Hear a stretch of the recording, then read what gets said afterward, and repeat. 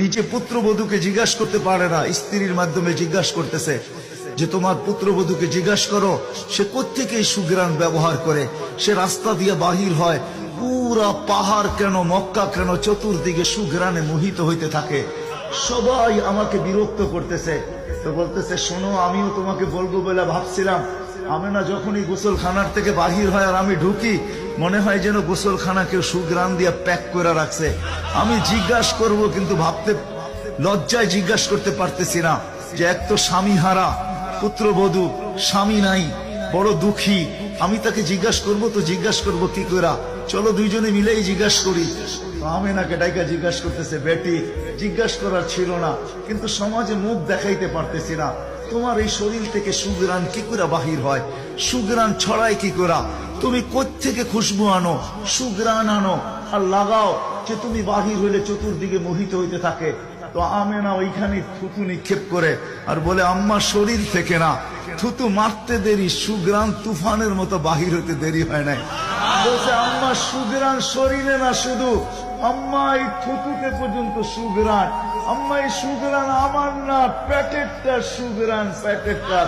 আম্মা বলার ছিলাম না, তোমরা বাধ্য করতেছ। যেদিন পেটে আসছে ওই দিন তো ঘরের দেওয়াল পর্যন্ত আমাকে সালাম দিতেছে, তোমাদের এই ফলনের বাদুর কণা পর্যন্ত আমাকে সালাম দিতেছে।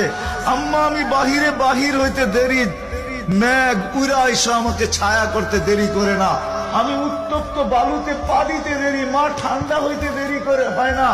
মা আমি উত্তপ্ত পাথরে পা দিতে দেরি, মা ঠান্ডা হইতে দেরি হয় না।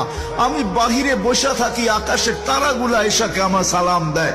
মা যেদিন পেটে আসছে ওই দিন 12 জন রসুল এসে আমাকে সালাম দিছে। ওই রাত্রে আইসা মা আমাকে মারিয়াম, মা আমাকে আসিয়া, মা আমাকে উখতা মুসা কুলসুম, তিনজন এসে আমাকে মালা পড়ায় গেছে যে দুজাহানের বাদশা তোর পেটে চলে আসছে। মা শুধু এইখানেই ক্ষান্ত না, আমি যখন বাহির হই তো বারুর কলা পর্যন্ত আমাকে সালাম দিতে থাকে। কুয়ার পাশে যখন যাই মা, তো আমাকে আর রশি দিয়া, ওই দিনের পর থেকে আজ পর্যন্ত রশি দিয়া পানি উঠাইতে হয় নাই। আমি কুয়ার পাশে যাইতে দেরি, কুয়ার পানিগুলা উছলায় উপরে আসতে দেরি করে না। কলকল শব্দ করতে থাকে, পানিগুলা যেন বলতে থাকে, আমেনা তুই কেন চলে আসছিস? দুজাহানের বাদশা তোর পেটে, তুই হুকুম দিলেই তো আমরা বাড়িতে যেয়ে ভোড়া দিয়ে আসতাম। মা মক্কার মেয়েগুলাকে জিজ্ঞেস করো না, আমি কুয়ার পাশে যাইতে দেরি, মা এরা আমার হাতে পায়ে ধরতে দেরি করে না যে ফাতেমা, আমেনা তুই এখান থেকে যাইস না, তুই গেলে কুয়ার পানি নিচে চলে যাবে। আমাদেরকে